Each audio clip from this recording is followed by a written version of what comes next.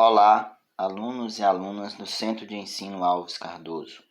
Sejam todos bem-vindos a mais uma aula da disciplina de Língua Portuguesa e Literatura. Na aula de hoje, falaremos sobre as imagens também falam, dando continuidade ao estudo das formas do poético. Como já fora dito ao longo de todas essas aulas, a poesia não se manifesta apenas de uma única maneira. Na aula de hoje, falaremos da linguagem da propaganda. Então, temos uma primeira introdução, aí na página 117 do nosso livro didático. Vamos a ela. Os recursos da poesia que permitem a construção de um olhar novo e inesperado para a realidade não se realizam apenas em palavras, versos e poemas, como já fora explicado por diversas vezes, né? O olhar poético pode estar presente em várias outras instâncias de discurso, em várias linguagens. Dentre elas, gente, a linguagem jornalística e também midiática, né? Aquelas propagandas, as campanhas, enfim. No campo jornalístico midiático, é comum encontrar recursos poéticos em vários gêneros, como, por exemplo, gente, os artigos de opinião, charges, tirinhas, cartas do leitor, reportagens ou mesmo em algumas notícias, por mais imparciais que sejam. Logicamente, antes que as pessoas confundam, os recursos poéticos eles não são predominantes nesses gêneros textuais, nesse campo textual aqui. No entanto, isso não impede que eles apareçam, né? Que eles tenham uma certa importância na elaboração de tais gêneros. Até a escolha de uma fotografia, por exemplo, para ser publicada na capa de um jornal, pode carregar recursos poéticos. Nesse campo, você verá um gênero. Nesse momento, a gente vai fazer um estudo, a partir do finalzinho da página 117, um gênero textual que circula no meio midiático e que está presente em várias esferas do mundo contemporâneo, que é justamente a propaganda. Você vê que a gente está cercado por todos os lados com a propaganda. Se andamos na rua e vemos um outdoor, vemos propaganda. Se ligamos o rádio ou a TV e, principalmente nos dias atuais, se acessamos alguma rede social ou mesmo um canal qualquer, né, a gente já se depara com a propaganda. E que essa propaganda recorre aos mais variados, né, recursos poéticos, e eles realmente utilizam-se, exploram de recursos tanto verbais quanto não verbais. Cabe aqui nesse momento fazer uma leitura de mundo.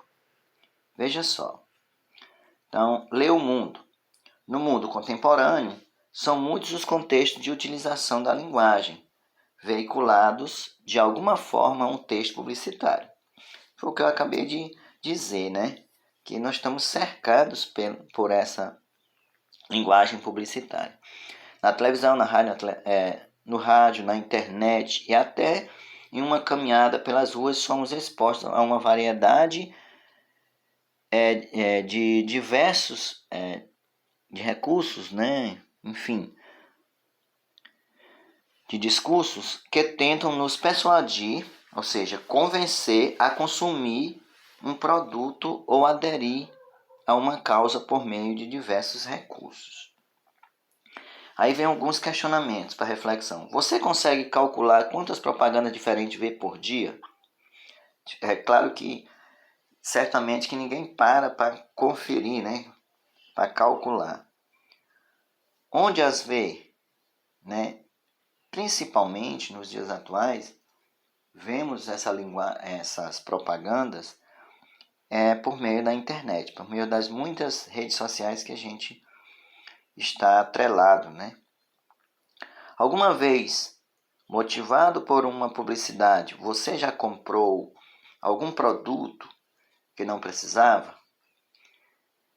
Parecem ser respostas óbvias, né? Por que o comprou? Alguma vez você já aderiu a uma causa ou mudou um comportamento motivado por uma propaganda? Qual era a propaganda? Isso aqui, gente, a propaganda não vale especificamente, como dá a entender nesse momento, para a compra de algum produto, mas mesmo também um convencimento, uma linha de raciocínio, uma linha de pensamento e até mesmo a linguagem política, né, para convencer de algumas posições políticas, que a gente logicamente não vai entrar no mérito da discussão, nessa discussão. Então, você vai ler a seguir, são algumas propagandas, né, que fizeram parte de uma campanha de conscientização no trânsito do movimento Maio Amarelo. Uma campanha, gente, que foi veiculada em 2018.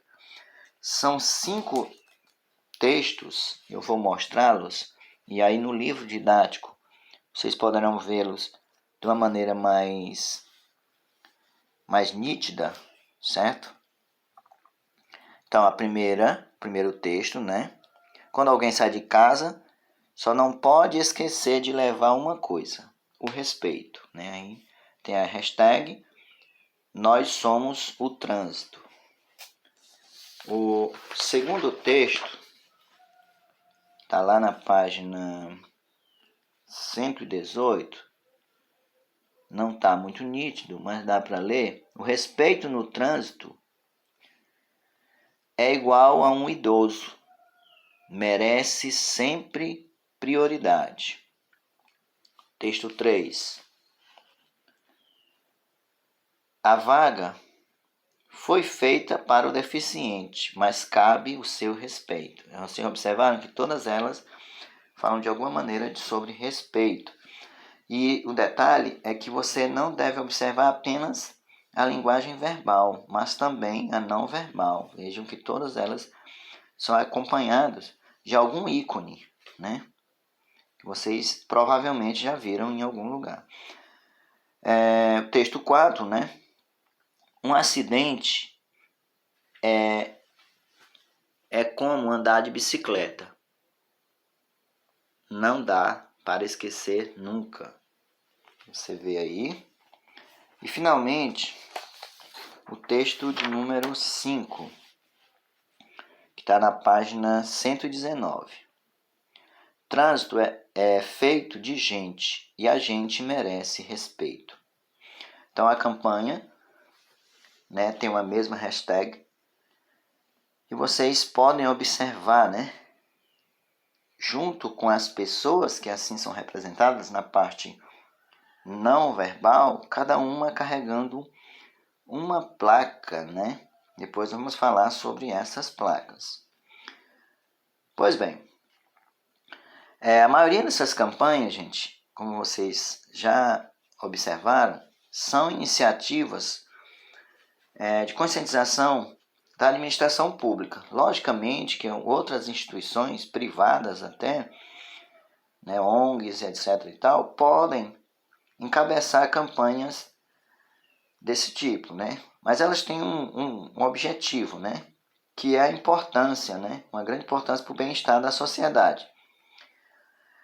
E, logicamente, quando alguém encabeça uma campanha dessa, eles têm como objetivo, né, responder a uma demanda social que merece atenção da sociedade em geral, que muitas das vezes parece passar em branco, né?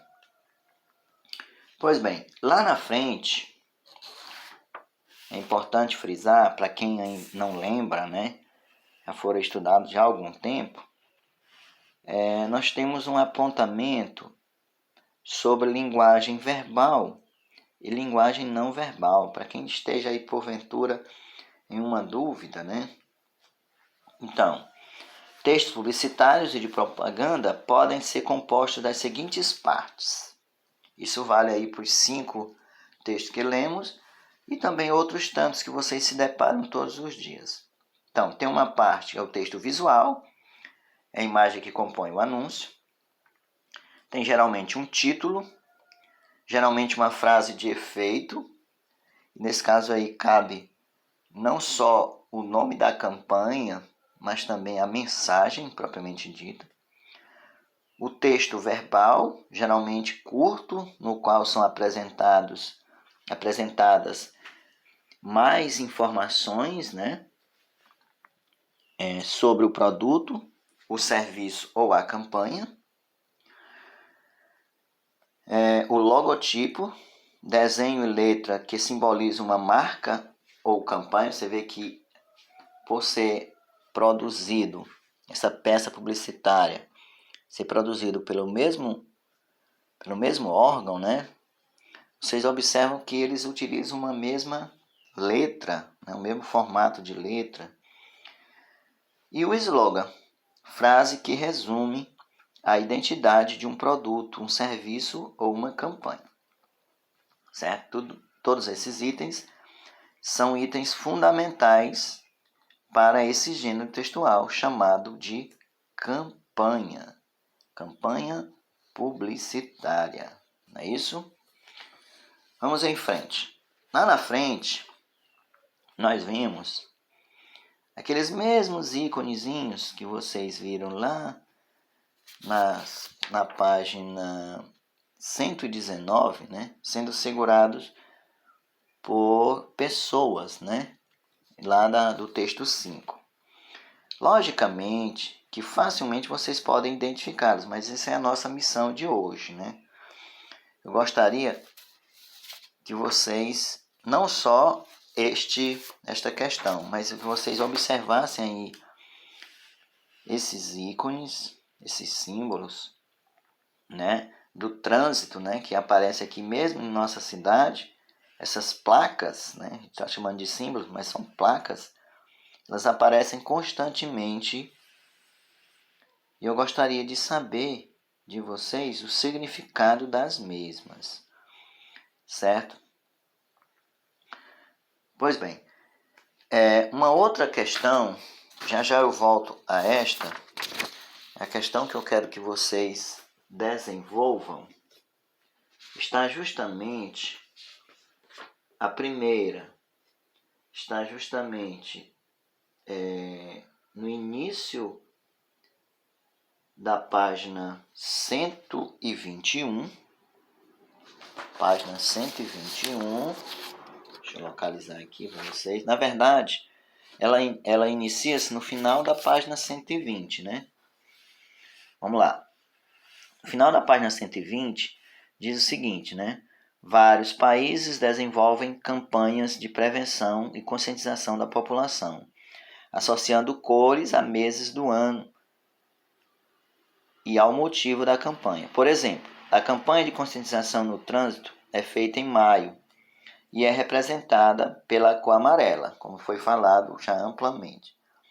O chamado Maio Amarelo, certo? Aí tem uma fotografia, né, do trânsito, né, do tráfego caótico em Mumbai, na Índia, que é conhecido mesmo, né? Toda vez que a gente quer fazer uma referência a um trânsito caótico, né, bagunçado, a gente faz referência à Índia, mas o Brasil não é muito diferente, né? São Mateus do Maranhão não é muito diferente. E as perguntas mesmo estão na página 121.